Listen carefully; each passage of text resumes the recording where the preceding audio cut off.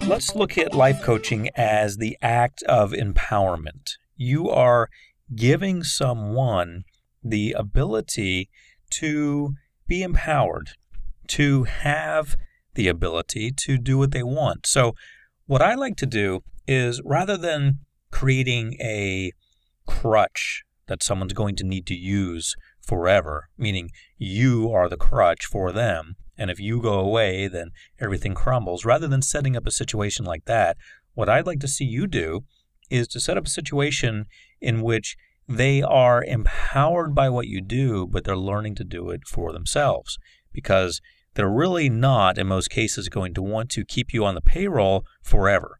They've probably got a situation that's temporary, something they want to overcome. More importantly, they need to learn how to get momentum going so they can use that for anything. And then they'd like to move on so that they don't have to have you on the payroll all the time and have to answer to you all the time and so forth. Now, they may want a long-term relationship with you where they have you for years and you're constantly helping them, but that's probably not what they need, and that's probably not the best thing for them. What's probably the best thing for them, in most cases, is empowering them, giving them the knowledge that they can do it themselves. They can take the ball and they can run with it. So whereas you come in as a facilitator, a helper, someone who's going to show them how to get things done, you should not come in as someone who sets themselves up as an integral part of their business that they'll need from then on. So everything that you know how to do, you should share with them, because you're not trying to create an ongoing job for yourself. You're trying to get them up and running so they can do it themselves. And trust me when I tell you that that's going to lead to more work for you. You may be thinking, well, if I do that, then I won't have any more work because they won't need me anymore, and then I'll be between jobs, and I won't have any clients potentially for a while if they all get better and they all leave me.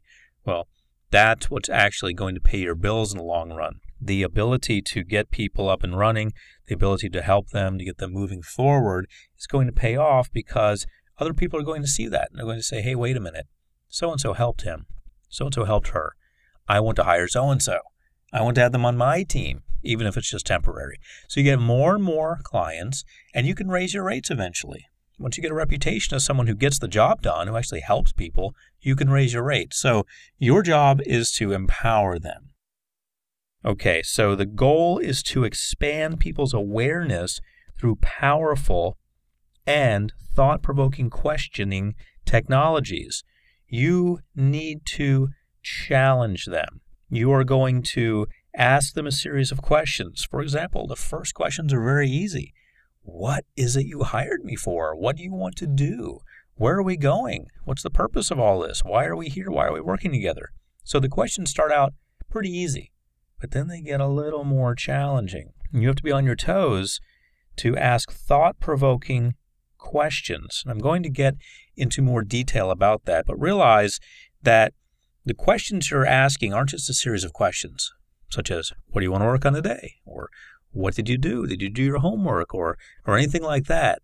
Those are good questions, but when it becomes a questioning technology, that means that it's part of a greater picture. You have a course mapped out, and you're bringing them along that course one step at a time. So that's what I mean by questioning technologies. You are working your questions into a larger framework, which is going to allow them to move forward and to gain acceleration. So you're going to expand their awareness through this. Expand their awareness. Sometimes they're not aware of what they're doing or what they're not doing. They think they are. They think they're just showing up late for a meeting, or they're just finishing something past a due date or something like that, past the time when it was scheduled to be done. But really, sometimes what they're doing is sabotaging themselves. So when you ask a question, why did you do that? Realize that you want to put it in a larger context as part of a thought-provoking questioning technology, which would be, why did you do that? Still the same question, but you're getting at through a series of other questions, the answer in a larger context. You don't just want to hear, when they're late for a meeting, you don't just want to hear, I was just late and that's what happened. I was late. That's what happened. I overslept. What you want to get to is why they're doing it, why they're doing it consistently, why they're sabotaging themselves. What is at the root of that? What are they afraid of they might accomplish if they didn't mess up? That's what you want to get to. So that's when it becomes a technology, when it's framed inside of this larger picture of you actually getting at things, not to pick on them, but to help them move forward. You are attempting, through a series of questions that you're going to design as you go, you're attempting to get at the deeper meanings of things. What are they doing? Why are they doing it? How does this fit into their overall sabotage pattern, for example? So you want to help them leverage their gifts and talents a lot faster than they could do alone. They could do this all by themselves. They could, make use of their talents. Maybe they know how to juggle and they're trying to join the circus. Who knows? Who knows what they're trying to do? And they could do that. But if they have a talent for juggling and they're trying to join the circus, probably not a scenario that's going to happen. But if that were the case, you need to leverage their gifts and talents a lot faster. Help them do it. Help them leverage these things a lot faster than they would be able to do this alone. Otherwise, your meaning being there, your whole position there becomes kind of vague. Why are you there? If they can juggle already and they're trying to join the circus, can't they just juggle a little more often and tell a few more people about it, and eventually the word gets out to the right circus or what have you, and they join it? You need to help them leverage that. So that would mean perhaps encouraging them to make a video recording of them juggling, getting it professionally edited, practicing consistently, going to auditions for different circuses and so forth, getting them out there. You're helping them leverage their gifts and talents. So you're scheduling them for this. You're holding them to that. You're making them responsible for following through. That's where you come in. You're not teaching them how to juggle.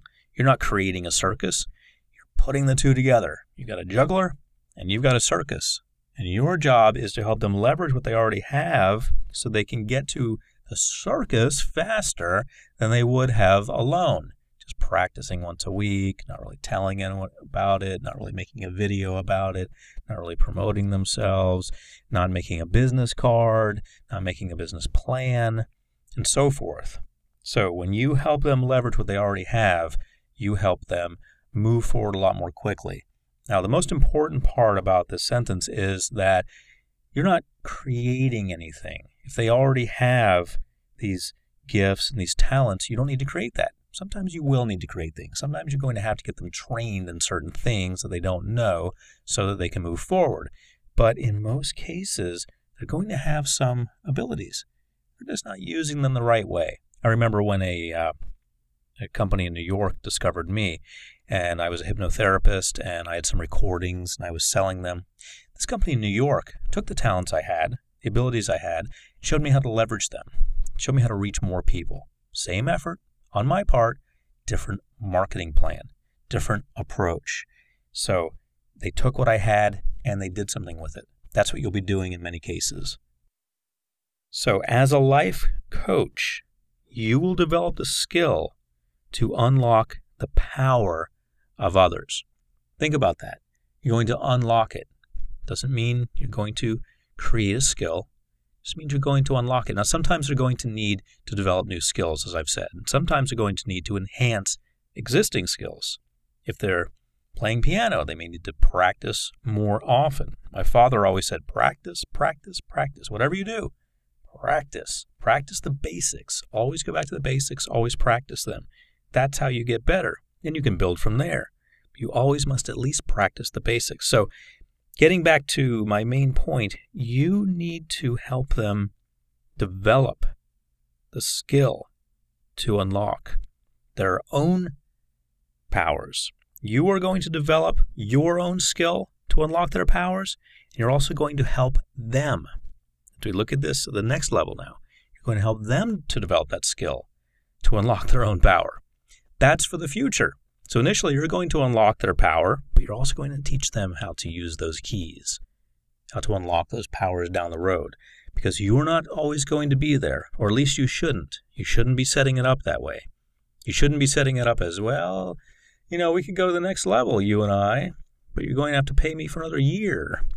You shouldn't be thinking like that. You shouldn't be saying things like that. You should be giving them the keys to unlock their own future doors. But initially, you will develop the skill to unlock their powers. Since you're going to be developing this skill, you're going to be able to teach them that so they can develop their own powers, unlock their own powers as they go on, because each level requires new skill. Interestingly enough, in my career, initially the skill required was to hypnotize people. That was it. I started out as a hypnotherapist. I just needed to know how to hypnotize people. As I've gone on in my career and become more popular and so forth, sometimes the skills I need are things like the ability to say no. I've got all these offers going on. Sometimes I need to say no to things, and that can be a skill.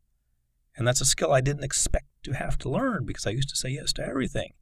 Everything was coming at me, or sometimes things weren't coming at me at all. And so if something did come at me, I'd say yes. But eventually, as I went on, I learned to develop the skill to say no. So you never know what kind of skills are going to come up. You don't know what kind of skills your clients are going to need down the road. So teach them how to unlock future skills. Just give them that gift so that when they find a skill they need, they will be able to unlock it from their own subconscious mind when they need it. So you're going to do this by motivating and asking the right questions. As you work with someone, you're going to get a feel for this. A lot of life coaching is just a feel. You're going to get a feel for the way things work. And when I say that, what I mean is you're going to learn as you go. You're going to jump in. I'm going to give you the skills. Don't worry about it. I'm going to give you the skills to jump in, to feel confident about life coaching. But a lot of it you're going to find is like a dance. You get in there, you learn some basic moves, but really, when you're on the dance floor, you're dancing. And sometimes you're going to make moves that aren't in any book or any video anywhere, not even on YouTube. No video. Doesn't exist. You're going to make it up in the moment. That's the way life coaching is in many cases. You're going to come up with things in the moment in many cases.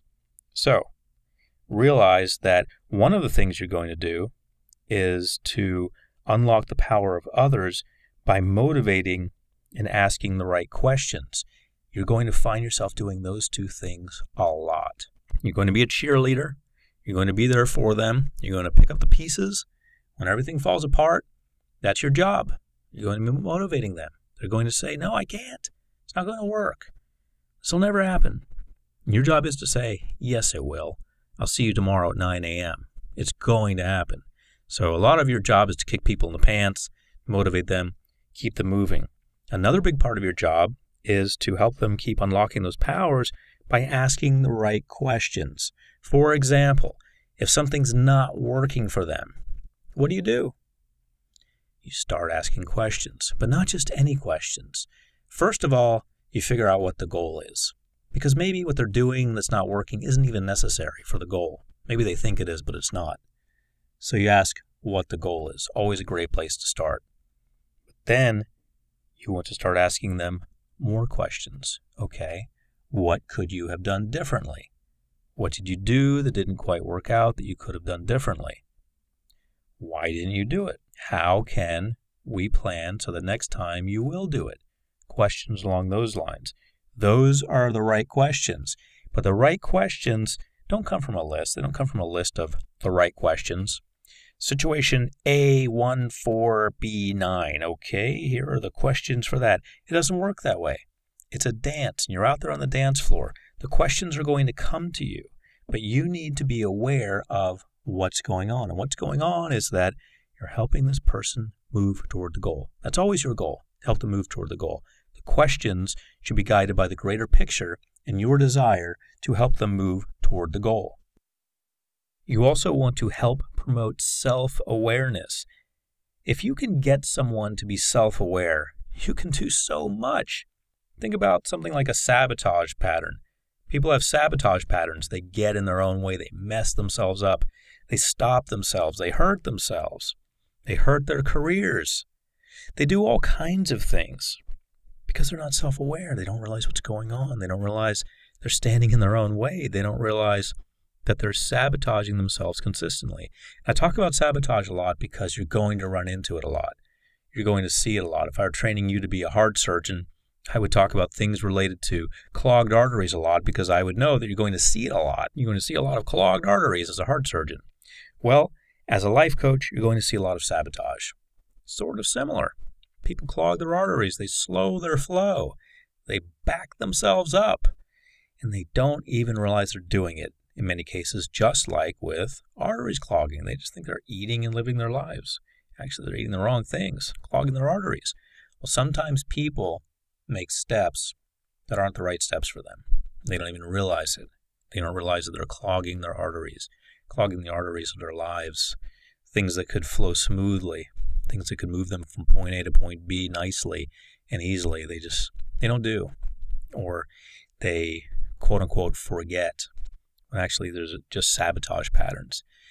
Self-awareness starts to kick in when people pull away from the myopic picture, from the zoomed in picture, and they start looking at the big picture, and they start to really see what's going on.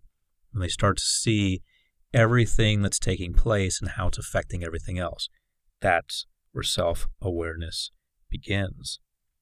So, you want to promote self-awareness. When someone has an insight, you congratulate them. There's a psychologist who's gone now. His name was B.F. Skinner. He was very popular in the 1950s. Behavioral psychologist who realized something very simple, which is that if you reward people when they do good things, they'll keep doing good things. They'll just want to do them because they're getting a reward.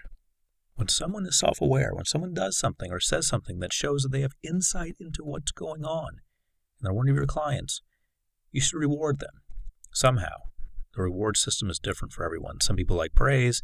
Some people like you to just smile at them. Who knows what your client will like? There's something that they will like that will be a reward for them.